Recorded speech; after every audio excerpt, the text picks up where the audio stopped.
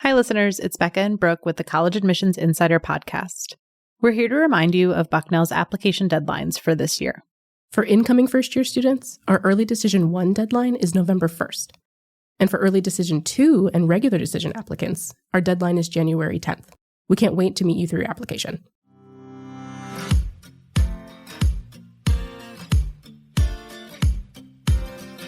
Our world today is bursting with endless choices and possibilities. And we like to believe that with a combination of drive, talent, and optimism, there's so much that a person can do with their life. So in a world where you might do virtually anything, why go to college? My name is Becca Haupt-Aldridge, and on this episode of College Admissions Insider, we're spending some time considering that essential question. After all, determining why you might want to go to college is the first step in any student's college admissions journey. I'm Brooke Thames, also from Bucknell. In our conversation, we'll chat about why a student might consider pursuing education post-high school, how college experiences aid personal growth, the lifelong influence of a college education, and more. Here to lend his wisdom on the topic is Joe Tranquillo, the Associate Provost for Transformative Teaching and Learning at Bucknell. Joe has prior experience as a faculty member in Bucknell's College of Engineering. And now, as Associate Provost, he works to shape and enhance the academic and living learning experiences of students on campus. Joe, thanks for being here. Well, thank you so much. This is a real treat. And so before we get into the meat of this episode, I wonder if you can tell us a little bit more about your role as an Associate Provost. Yeah, sure. My broad area is the teaching and learning experiences that we have here. And that includes both the academic and non-academic experiences in and out of the classroom. So there's a sort of oversight component of it, which is our residential colleges, the first year experience, advising, first generation programming, our teaching and learning center, our writing center, the Pathways program, which is our e-portfolio program, and our Office of Global and Off-Campus Education. And they oversee all of our study abroad. But there's also a sort of leadership component of the job as well. And that's really, in a nutshell, to remind everybody on campus why we're all here. And that's for our students. It's also to let everyone know that this is not just the job of professors and those in student life. It's everyone on campus. That includes finance and housing and facilities and dining and athletics and lots of folks. That really what we're here to do is to support the growth and development of all of our students. As we dive into discussing all the ways that a college education is valuable, I'm curious to hear about what your own college experience was like. Where did you attend? I think I need to back up first. I followed an interesting path. I thought that I was going to go to music school. I actually got in and was thinking about that as a path, decided not to do that, and instead went to Trinity College in Hartford, Connecticut, and started out thinking I was going to be a philosophy major and somehow found my way into math and physics and eventually ended up graduating as an engineer. Again, great things that happened in college. I met my future wife, some absolutely amazing friends, joined an a cappella group, which is something I never expected to do. Had my first trip out of the country. That was to Amsterdam, which was a lot of fun. And I did that to go present research that I had been doing with a professor for a couple of summers and got hooked on modern dance, which was completely unexpected. And it's something that I still continue to do today. Hopefully I can continue doing that. Because of those research experiences, I ended up going to grad school for biomedical engineering. And after getting my PhD and doing a postdoc, I chose to come to Bucknell to help start our biomedical engineering program. I could go into all sorts of different pieces of college and things that I learned, but I'll just give one example. And that is that I fell in love with cultural anthropology. And that was because of a course that I took with a professor that just totally lit me up. And I ended up taking 3 more courses in it. And it was fun at the time. But now over 2 decades later, I think I've made the realization that those are the courses that I probably use every day in my current position, more so than the engineering courses that I took.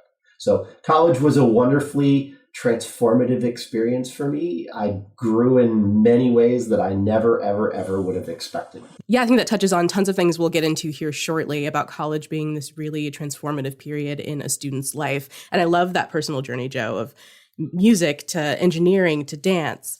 But starting at, the beginning of a student's college journey, there are tons of considerations, of course, hence why we produce this podcast. But that first primary question that students face is whether or not they should even attend college. So let's start by tackling that. Why continue your education after high school?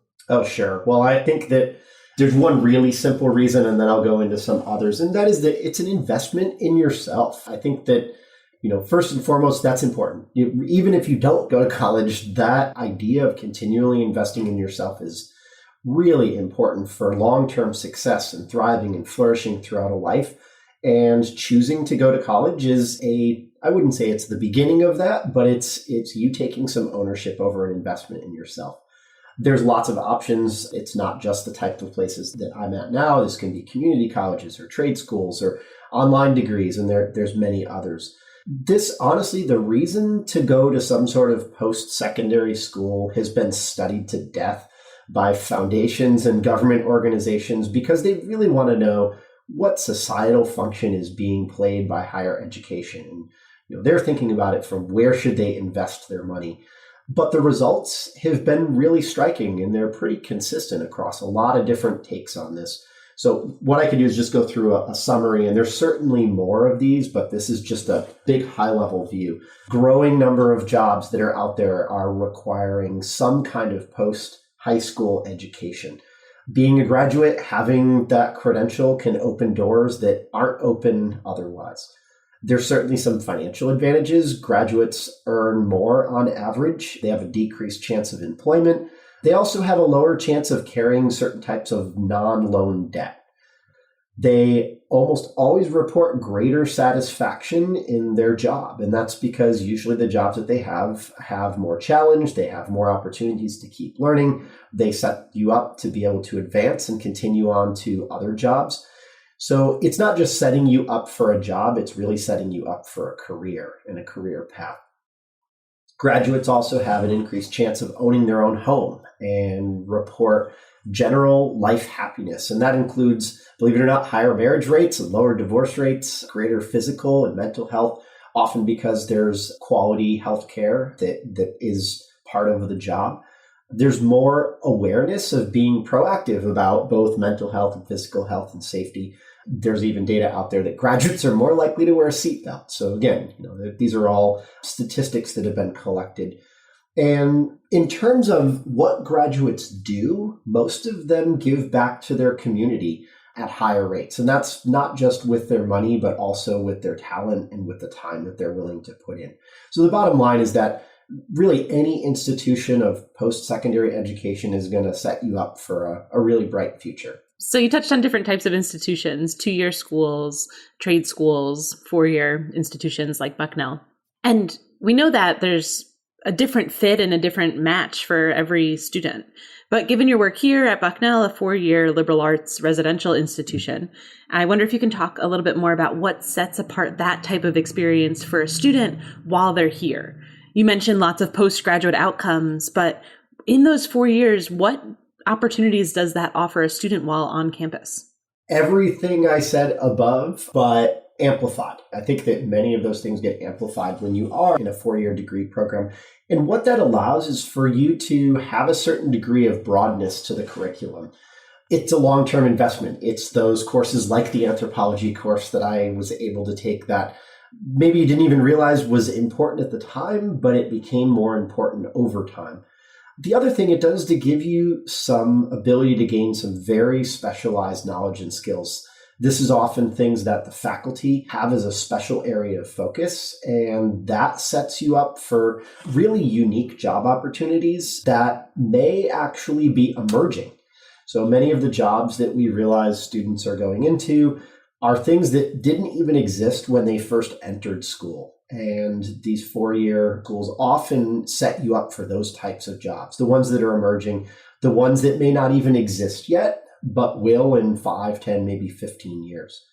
The other thing that it does is to often 4-year schools have a tight-knit alumni group that they can open doors for you as well. So oftentimes alumni will serve as mentors or be connections to help you while you're in school, helping to get internships, but also to open up doors and let you know about jobs.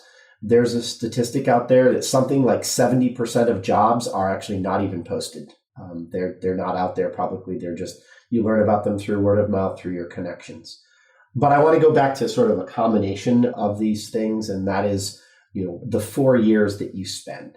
It allows you to go deep into an area, but also to explore.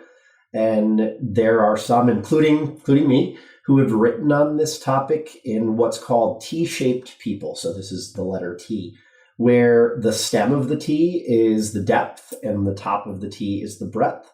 The depth is often what's going to allow you to create value right away. And that's the thing that is in job descriptions and things like that. But it's the top of that T, that breadth, that's going to allow you to relate to folks who are not in your field, to speak a little bit of their language, to know a little bit about how they work. And what that means is that a T-shaped person is someone who can be the glue between different groups. So when you're out working in a company, you can relate to and talk to people in different departments and different divisions. And it's those T-shaped people that get recognized very quickly and often advance in their career. I think the 4 years that you spend in college are 4 years that you can spend both getting the depth of the T, but also that breadth of the T.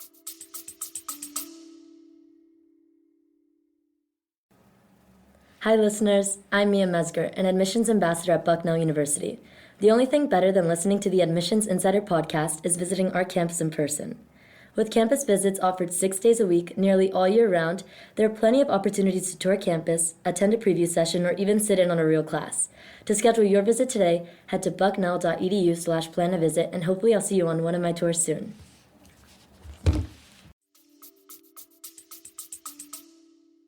Really reminds me of a conversation we were having in a recent episode about minors and the value of becoming a well-rounded individual by going through a process of discovery, which sounds like it's also a big benefit of attending a four-year institution. I mean, there, of course, can be a certain amount of pressure on high schoolers to know what they want to do in adulthood, but that's a big ask of someone who's 17 or 18 years old, especially, Joe, as you mentioned, they might be studying for careers that don't even exist. I agree. It is a huge ask to ask someone who's 17 or 18 or even 22 or 30, right? Do you have it figured out? And I absolutely get that. I have a daughter who's almost 17 and she's looking at colleges right now. So I'm living this as a parent. I think I've personally experienced it, and I talked about that later, of changing my mind several times.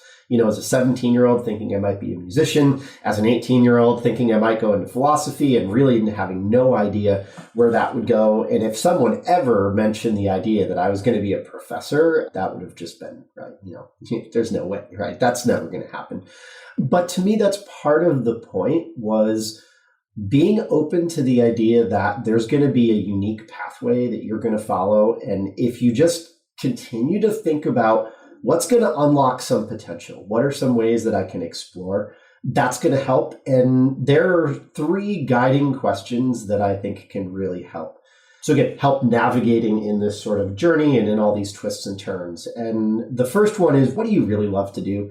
What lights you up? What gets you up in the morning? What are you passionate about? What are you finding yourself smiling and laughing and thoroughly enjoying? There's a famous term called flow. That's when you get lost in the moment, right? You kind of lose track of where you are and the amount of time that you're in. That's what I mean about that kind of love. You can have those moments. And it's not all the time, but right, something that you really, truly love. Then the second one is, what are you good at? There's lots of things that you may love or enjoy. I love trail running, right? I'm pretty good at it, but I'm never going to be a professional trail runner, right? I mean, there's just no way. I'm not good enough at it to be a professional trail runner. And the last one is, what does the world need? What is it that's missing in the world that you think you can do and you can supply, you can contribute to? And so intersection of those 3 things, what do you love? What are you good at? What does the world need? And that's really at the intersection of those, a way of thinking about how you can have a fulfilling life throughout your entire life. Now, college is a time and a place when you can explore those 3 questions, right? What is it that I love? And maybe some of the things that were in high school you hadn't found out yet. I discovered dance later in life. I had no idea I was going to like that. Again, am I good at it? Well, I'm okay at it. But again, I'm not going to be a professional dancer. But what does the world need? Well, it was through dance that I started teaching. So it wasn't through engineering. It wasn't through music. It was actually through dance that I started to teach. And I learned, wow, the world really needs good teachers. So again, each of those sort of pieces and journeys, I learned something new about myself. That's what led me to the position that I'm in now. Again, it was a twisty, turny, kind of strange pathway, but one I can honestly say has been really, really fulfilling. I love those 3 questions as a guiding framework. And as somebody who likes to write and journal, I hope that listeners might be grabbing a pen and paper right now and starting to explore some of those questions in whatever medium makes sense for them. And, we talked about majors and minors in research and exploring both depth and breadth in those 4 years. We talked about curiosity and exploration and even things like study abroad and experiential learning. But can we dive into the residential component, and how does that add another layer of value to that 4-year college experience? Oh, sure. Absolutely. I think, obviously not every college has a residential component, but for those who do, there's some now even added benefits to that.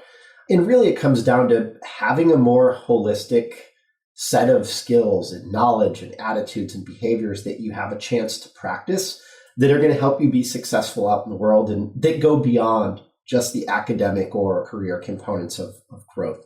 You're going to encounter new people and new ideas and different traditions and cultures, and you're going to live with them. And that's very different than reading about it in a textbook or having an offhand 1-hour conversation with someone. When you're living with different people and hearing new ideas and needing to wrestle with them at 2, 3 in the morning, that's very, very, very different.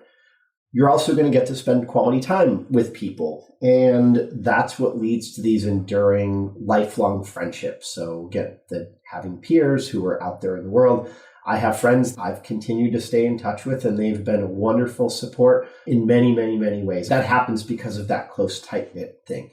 Now, the difficulty is when you live with people on a campus, you need to learn a whole new set of skills like negotiation and compromise and teamwork and how to communicate, not just in sort of those formal academic classroom sorts of ways, but in informal settings too. And that's something that's going to help not just in the professional world, but you to think about your family life and your friends and things beyond just what your career might be. There's also adults on campus. So these are coaches and academic assistants and student life professionals and professors like me who can become trusted mentors and advisors. And there is a ton of data out there to support that. A long-term measure of success is, have you found a few close non-family members who've taken a special interest in you? I know for sure that I had my own. I mentioned doing research with a professor. He wasn't the only one, but he certainly was someone who took a special interest in me. And, not as a parent or an uncle or a grandparent, but just as another human being to say, hey, I'm an adult. I see something interesting in you. That makes a huge difference. And that's something that happens on residential campuses. There's also ways to get involved, and you mentioned a number of them, high impact practices. These are things like studying abroad, doing that research with a professor, getting involved in civic engagement out in the community. These are all ways that you can get involved and you'll learn a lot about yourself. A residential community is, in some ways, and our president says this often, is kind of like a small city. There are community events, there's sporting events, there's speakers, there's performances, and a lot of times colleges are regional hubs for local culture and community engagement as well. There's a lot of times hundreds of clubs that are happening in intramural sports, and those are all opportunities on a residential campus to go deeper into who you are, what lights you up. Again, thinking about those 3 questions, it allows you to explore. I tried out ultimate frisbee for the first time in college. And, I was like, didn't light me up, wasn't my thing. But I'm really thankful that I got to try it. And it goes back to that T-shape. I know a little bit about ultimate frisbee now. And there have been multiple times in my life when ultimate frisbee has came up. And am I an expert? No. But I can have a little bit of a conversation with someone. Other things in terms of residential campuses, getting a job on campus. For a lot of students, it's their first real job that they have on campus. They may be working in a box office or working as a student caller. It's an opportunity to learn to work, to have a boss. Maybe if you advance in that job, to oversee some other students, some students who are under you. So getting that experience of what it's like to be a little bit of a manager. And it can help you show what it means to have a job that has some meaning and some purpose, that's giving back, that gets at that third component that we talked about. What does the world need? Having a job on campus can help you with that. Residential campuses often have special support systems on campus. So these can be career centers where there's dedicated staff who can help you think about your career. mental and physical health support staff, as well as advising and tutoring that might be available. And the last thing that I'll say is that almost every residential campus has certain traditions and cultures and events that are fun and endearing that help link you to the place. Here at Bucknell, we have a tradition that when students enter, they go through the Christie Matheson Gates, our football stadium on campus, the day that they arrive on campus. Now, when they do that the first day, it's sort of like, oh, okay, they're marching us all through these gates. And then they go to a candle lighting ceremony where we get to spread a single lit candle throughout the entire incoming class. Again, when it happens when you're first year, not a big deal, but that process is repeated again as seniors. And there's often not a dry eye there because they remember back to who they were when they came in and how different they actually are now. So that tradition is something that is unique to our campus, and almost every campus has traditions like that help tie you to the place. That's a special component of a residential campus. Everything you said there was really rich and full of insights, and I'd love to dig a little bit deeper into a theme that I feel is emerging, which is the development of life skills, and college is a time to develop those, whether that is trying out something new and learning that you didn't like it, or learning how to negotiate with people that you know or are living with, or having an on-campus job. Earlier, you touched on the fact that college provides value for a lifetime. And I've heard you use the word flourish before to describe that. Can you tell us a little bit more about what that means and why that's important? Yeah, sure. I think, this is a little bit about definition of terms, which, I'm a professor, right? So we always define our terms, right, before we use them. So I view this as a little bit building up to flourishing. And a way to think about that is there's success. And success is usually having a goal, working towards it, hopefully eventually being able to reach the goal or not, and you sort of know that you've reached the goal. And it's often contained within some particular domain. So in the academic realm, this may be, I want to get a B+ or better, or an A- or better, right? And then eventually you work hard and you find out eventually whether you achieve that or not. It's success within that realm. I think that there's a next level beyond that, which is this holistic piece, this well-rounded piece that we've been talking about. And the word I use for that is thriving. It's the sense that you're growing and developing in lots and lots of different ways, not just one, but also that you're a player in that. You have control over that growth. You have agency. There's stuff that you can do about that. And that by practicing, holistic practicing in lots of different ways, that you are thriving. Now, what that means, and I want to nuance this a little bit with success, is you actually might not be successful in every one of your goals, but you are making progress towards many different goals, and that's the measure of thriving. So it's kind of a state that you're in, and it's a little bit longer term, like on the order of maybe weeks and months or maybe even years. Now, the term you had asked about was flourishing, and to me, that's an even longer term goal. So can you actually find fulfillment and purpose throughout all the peaks and valleys through your life? So we all have moments in our lives when we say, I don't feel like I'm thriving right now. Or maybe later on, a week or two later, yeah, I do feel like I'm thriving. Flourishing is sort of the much longer term arc of over the course of your life. Do you feel like you're leading a fulfilling life, that you have some agency over, that you see what your purpose is? You're answering those three questions. What am I good at? What do I love? What does the world need?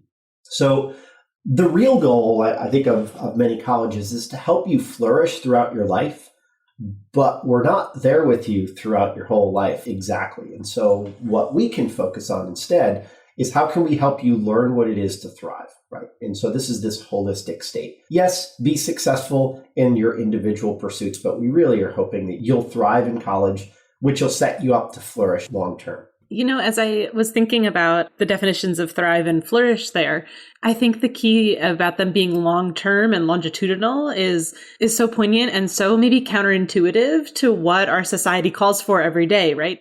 What thriving and flourishing might ask us to do is actually slow down a little bit and kind of take that macro view and not have the same instant gratification or validation or whatever it is that we might be seeking. So I love that. I love that you pointed that out. And I think that aligns really well with the choice to attend a 4-year institution, which is a little bit more of an investment and a longer term investment, a lifelong one, really. Yeah, I wanted to reinforce that. I think learning is not a straight line. You'll probably hear me say this later on as well. It's not a straight line. It's not something that happens all at once. There are stops and starts and fits and starts and sometimes even what feels like sliding backwards.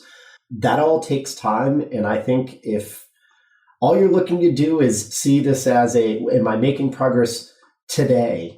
You may miss the fact that over the course of a month or a year, you are making progress. And, I mentioned I'm a trail runner. I see this in running all the time, right? I mean, you don't hit your splits every single day, but over the long term, you do make progress. And I think that's what we're talking about here is that long view of, are you continuing to move forward? And the most important part of that is, do you feel that you have some agency over that? You have some control over the fact that you're continuing to grow. And how can we make that real for a student? How can a student measure that in their day-to-day or see that in their daily experience? Or what might that feel like for a student to know that when they are thriving, or to know and feel when they are maybe not thriving so much? You've probably already learned, for those of you listening, that I'm a framework person. I love frameworks. They help kind of clarify and help set some common ideas and goals. And so there is a framework that is on thriving. So thinking about what it means to thrive and not just saying that word, but actually diving into what it means. And it's 4 questions that any student can ask of themselves. Are my basic needs being met? And that includes feeling safe, mental and physical health, food, clothing, housing, getting enough sleep. So there's a lot in that, but it is are my basic needs being met? It's the first question. The second one is, do I feel a sense of belonging? And that has 2 components to it. The first is the connection to the institution, to the traditions, to the culture, to the events. Just when you're walking around campus, when you're attending things, do you feel like this is your place? Do you feel like you're there? The second part of belonging is, have you found your people? This is only going to be a couple of people. It's not everyone. It's going to be maybe 2, 3, 4 that you can be truly authentic with. And what I mean by that is, this is not a transaction. You're not hanging out with them because you want something for them or they want something from you. It's a true relationship that you truly deeply care about one another. And my favorite version of this is, these are the people that you can be in that raw state of becoming with. I mentioned a number of times that learning is hard, right? It's tricky, it's messy, you have setbacks. Can you actually be that raw with this small group of people? So that was question 2. The third one is, am I aware of and using the resources that are around me? Everybody encounters challenges. Everyone needs help from the resources that are with them. And those who can leverage the resources that are around them are well set up to thrive. The fourth one is, do I see signs that I'm growing in lots of different ways? And I want to unpack that a little bit. We've already talked a little bit about the multiple different ways that you could be growing. But I want to talk about are you aware? And it goes back to, who is it that's deciding whether you're growing or not? And it's often really easy to get into, well, I got a good grade, or I got a compliment, or I got written feedback from someone. That's fine. Those are external, tangible measures of growth. But I think the more important ones are, do you actually see that you're growing? Do you see that you're getting better at the things that you really want to get better at? That's, again, a much more internal thing. You can have milestones and things that are external, but do you really see it? Now, as a student, if you can say yes to those 4 questions, your chances of thriving in college are probably pretty high. If you start to say no repeatedly to 1 or more of those questions, your chances of thriving go down. And so I think this is a way of students checking in with themselves, right? Are my basic needs being met? Do I feel like I belong here? Am I using the resources available? And do I feel a sense that I'm growing in multiple ways? I want to actually go beyond that, because you may or may not say yes or no to those questions, but I've talked a lot about agency and what you can do about it. And I think that that's the next key piece. And so I want to actually make a slight change to those questions to turn them into learning goals. So take the first one. So, are your basic needs being met? We can turn that into, my goal is by the time I graduate, I'll be able to say, I can meet my basic needs. Now, you may not be able to say that right now. There may be some basic needs that you think, well, I'm not sure I actually can quite meet that one. But a goal in the time that you're in college is you can learn how to do that. So that by the time you graduate, you can say, I can tend to my basic needs. I don't need my parents anymore. I don't need the university to do it for me. I know how to do that. And the same can go for the other parts of the framework too. So belonging. Do I feel a sense of belonging would become, by the time that I graduate, I can go into a new place, like after I graduate, and actively seek out the places and the events and the neighborhoods where I feel like I belong. And I can know what it feels like to meet those people who I can be authentic with. And again, this is a skill because many of us move from one location to another multiple times. So do you actually have the ability to do that? Now, there's a next step even deeper beyond this. I mentioned that safety was a basic need. And we can ask a question. Do I feel safe on campus? Now, whether you're a student and you do or you don't, we can turn that into a learning goal. And it would look something like, I can assess the risks to me in an environment or situation, and I can take an appropriate action. And I don't care if that's going to a party or studying abroad in another country or walking through a particular neighborhood or maybe meeting a significant other's parents for the first time. Those are all situations that present certain types of risk and certain types of safety issues. And the hope would be that throughout 4 years of college, you're practicing. You're getting better at becoming situationally aware of the risks that are around you, that are presented to you, and then being proactive, right? Not waiting for something bad to happen, but thinking ahead and being aware of what you can do and what you have control of to keep yourself safe. So again, that's just one example. There's obviously lots and lots more to this, but it comes back to growth and development. Are you growing into the ways where you have control over your own thriving? That's such a valuable framework and set of questions and methods for setting goals that I think students who are transitioning from high school to college will really benefit from.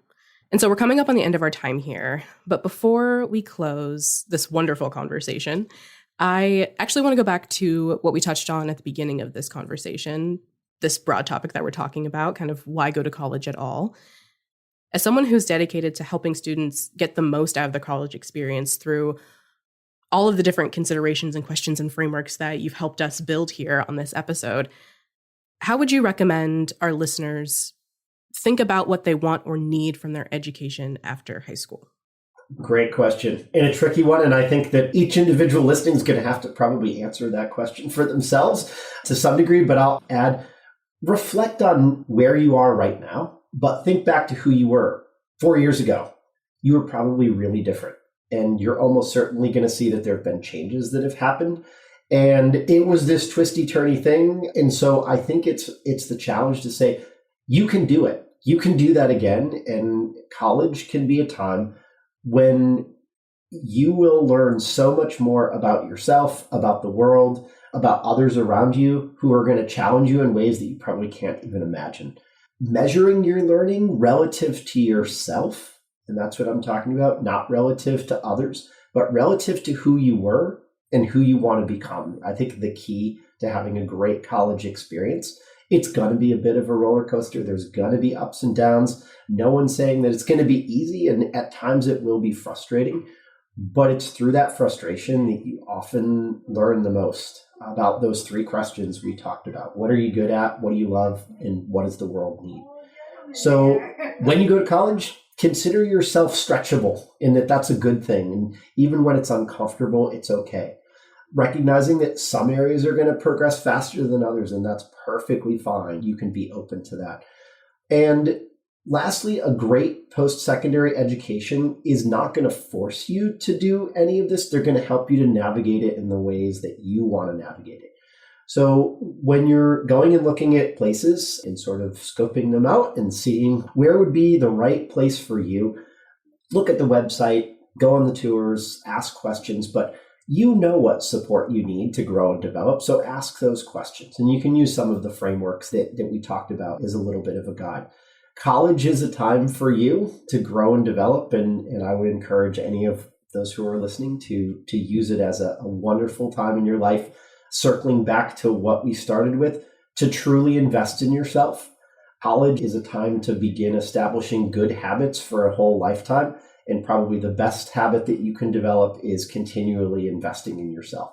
Wow. Thanks, Joe, so much. I hope that our listeners are feeling inspired to use that agency that you describe and to ask those tough questions, to seek what they need to be able to thrive and flourish and find the experiences and tools that they're looking for in a four-year institution that's ultimately the right fit for them. Thanks again for being here and for taking the time. Great. Thank you so much, Beck and Brooke. This has been a lot of fun. And thanks everyone out there for listening. If you're a fan of the podcast, please take a moment to rate, subscribe, and share this episode with the students in your life. We'll be back with another episode in a few weeks. In the meantime, send your questions, comments, and episode ideas to podcast@bucknell.edu. We read every note you send. We also invite you to follow Bucknell on your favorite social media apps. Just look for @BucknellU on Instagram, Facebook, Twitter, YouTube, and TikTok. You can also follow our student-run Instagram account, which is @IamRayBucknell. Until next time, keep reaching for your dreams and your dream school.